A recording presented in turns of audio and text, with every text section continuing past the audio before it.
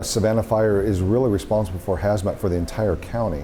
Which is why Chief Menard and his crew play a key role in emergency management. How will the environmental impacts be contained? These are a type of event that we have to train for and be prepared. They don't happen very often, so it takes a lot of work to have good preparation to be ready for when they do occur. The main purpose of this one is to exercise what we call an incident command post. So that's going to be where the first responders manage the incident from.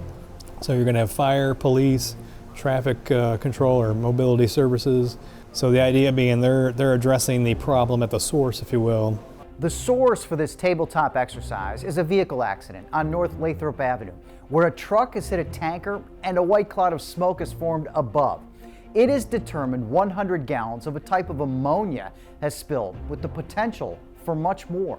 We always talk about it in training about how we would respond, right?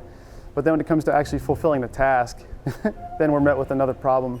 And actually, one, getting the right information to the right people, and two, hopefully that information is received in such a way that the response we want has come to fruition. We need to be able to communicate with the public as early as possible. Once we know what the situation is, once we know the area is going to be impacted.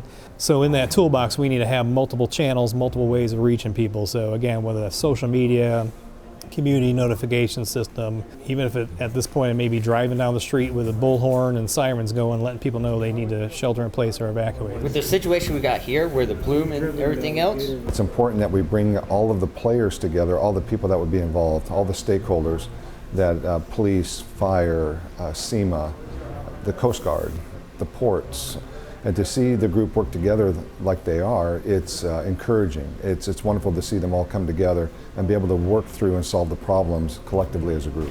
So what are you doing about the school buses at this point that are, you don't know where they are yet, but they're coming? If we fail to plan, we're planning to fail. So this right here, getting together, talking about what we would do and how we would mitigate a problem, while right now we're talking about a specific scenario, could apply to a lot of different scenarios. So knowing what we can do up front is going to help us a lot more on the back end. This is a very good way to demonstrate to our citizens that the fire department is the leader in hazardous materials and for any type of complicated response. That being an ISO 1 department, it's about resources, it's about capabilities.